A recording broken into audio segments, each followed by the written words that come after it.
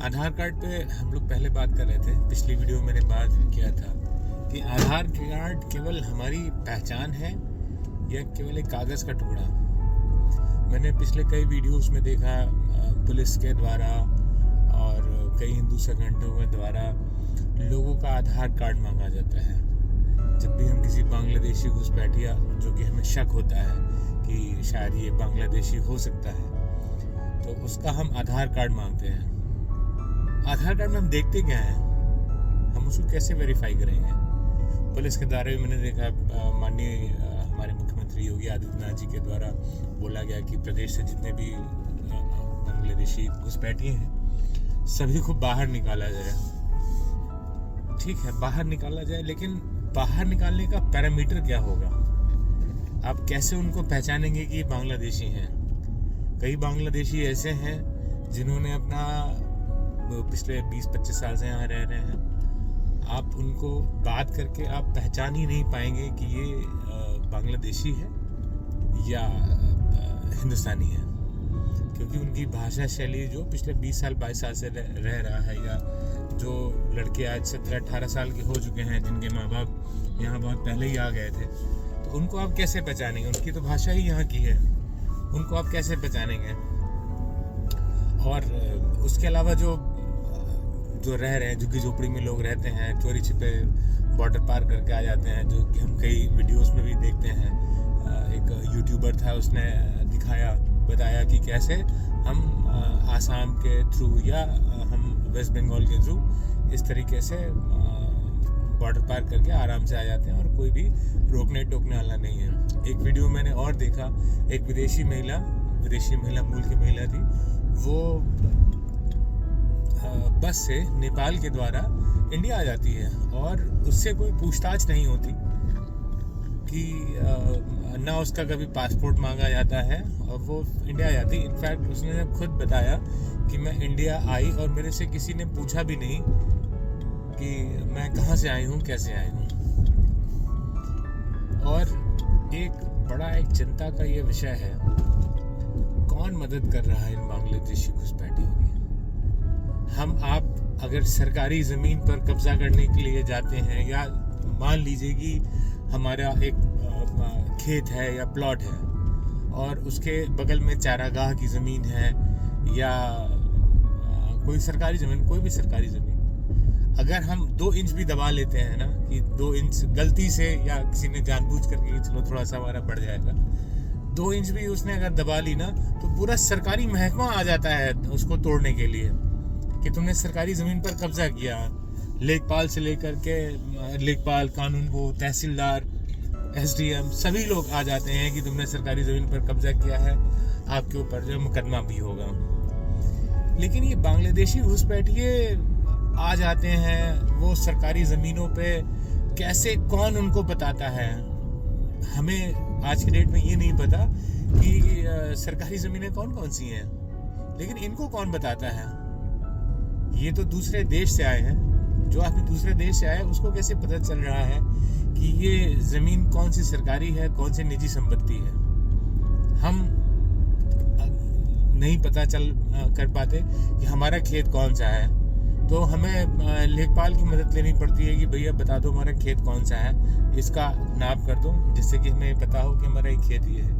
इन बांग्लादेशी घुसपैठियों को कौन बताता है कि ये सरकारी ज़मीन है, यहाँ से लेके यहाँ तक सरकारी ज़मीन है, जिसमें ये झुग्गी झोपड़ी डाल करके रहते हैं? और मज़े की बात देखिए, ये आकर के भले ये 6 महीने पहले आए हों, लेकिन ये हमेशा ही बताएंगे मेरे पुरखे यहीं के थे, हम यहीं पैदा हुए थे। कागज़ इनके पास कुछ होता नहीं है,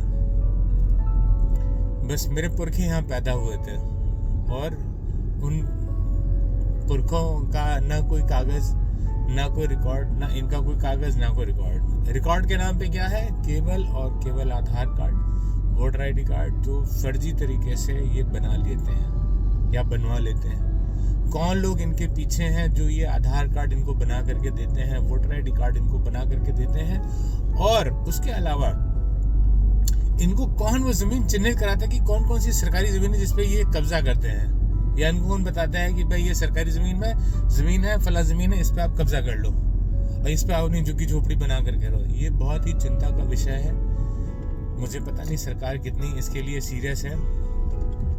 being a citizen of India हमारा हक मारा जा रहा है, चाहे संसाधनों में ज़मीन हो, चाहे वो अन्न हो, दाल चावल गेहूँ सारी सब्जियाँ।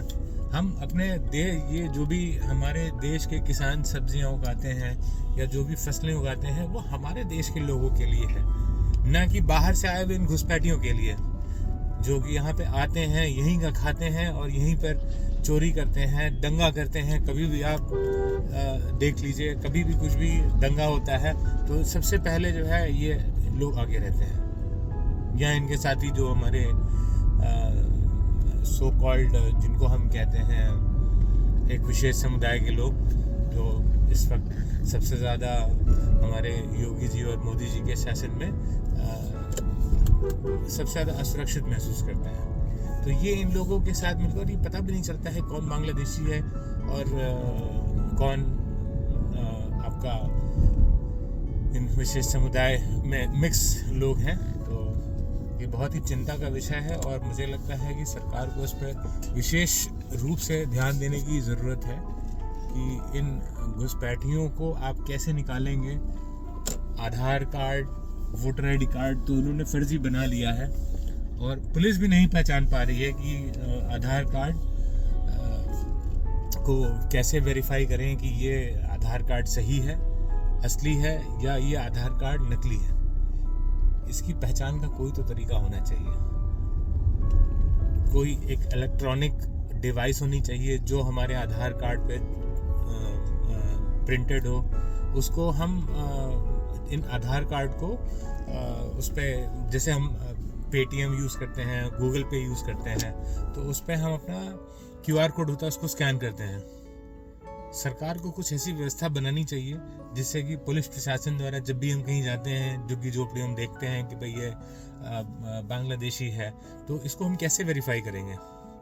तो हमारे पास QR कोड जैसा एक सिस्टम होना चाहिए कि हमने उसको QR कोड में डाला, आधार कार्ड का एक नंबर होता है, यूनिक आइडेंटिटी नंबर जिसको हम कहते हैं, उसको पुलिस के द्वारा या हमारे BLO जो इस वक्त लगे हुए हैं SIR के प्रक्रिया में और बहुत ही मेहनत का काम कर रहे हैं सभी लोग, उन सभी लोग को नमन है। उस BLO पे मैं अपनी एक नेक्स्ट वीडियो बनाऊंगा जिससे मैं BLO जो उतनी लोग मेहनत कर रहे हैं हमारे SIR के इस प्रोसेस में, उस पर भी मैं बात करूंगा। बहुत ही अच्छा काम किया जा रहा है चुनाव आयोग द्वारा और जो BLO इस में लगाए गए हैं उनकी बहुत मेहनत है, जिसको मैं पर्सनली मिला हूँ। बहरहाल हम इस पर बात करते हैं। तो सरकार को कुछ ऐसी व्यवस्था रखनी चाहिए जो हमारा आधार कार्ड है उसमें एक यूनिक आइडेंटिटी नंबर दिया रहता है कि ये आधार संख्या मेरी है, ये मेरी पहचान है। उसको एक इलेक्ट्रॉनिक डिवाइस के थ्रू जो हम QR कोड स्कैन करते हैं, जैसे पुलिस है जिसको चालान काटना होता है तो वो सिंपली स्कैन करती है, पता लगा लेती है कि मेरा गाड़ी का वाहन स्वामी कौन है, उसका इंश्योरेंस है कि नहीं, उसका ड्राइविंग लाइसेंस एक्सपायर तो नहीं है, उससे कितने चालान हो रखे हैं, ये सारी चीज़ें हमें मिल जाती हैं। तो ये आधार कार्ड के साथ क्यों नहीं? हम इतनी टेक्नोलॉजी की बात करते हैं, इतना टेक्नोलॉजिकली एडवांस हो चुके हैं, लेकिन हम अपनी देश में रहने वाले लोगों को की आइडेंटिटी कैसे वेरीफाई करेंगे, प्रूफ करेंगे? आज अगर मैं कहीं जाता हूँ और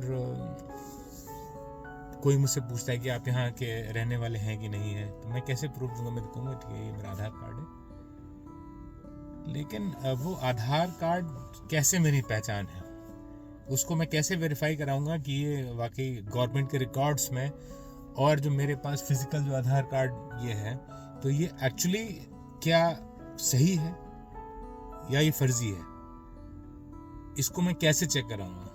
सरकार को भी इस चीज़ को देखना होगा, एक ड्रिल चलानी होगी। बांग्लादेश में जैसे हमारे हिंदू भाई अभी मारे गए हैं, जिंदा जलाया गया है, और भी ये तो मतलब बहुत रिसेंट की घटना है, इससे पहले भी बहुत सारी घटनाएं ऐसी हुई हैं जिसमें हमारे बांग्लादेश के हिंदू भाई हैं उनका कत्लेआम हुआ है। तो मुझे लगता है कि बांग्लादेशियों को हमारे देश से बाहर जाना चाहिए एट एनी कॉस्ट। और इसके लिए सरकार को जो मैक्सिमम हो सकता है सरकार को वो करना चाहिए। और सरकार को कुछ ऐसी व्यवस्था ज़रूर लेकर के आनी चाहिए इलेक्ट्रॉनिक डिवाइस की, जिससे कि जो आधार कार्ड है वो ऑन स्पॉट उसको वेरीफाई किया जा सके कि ये आधार कार्ड नकली बना है या ये आधार कार्ड असली है। अगले उसमें मैं बस सरकार से बस यही कहना चाहूँगा कि प्लीज़ प्लीज़ प्लीज़, मैं इंडियन हूँ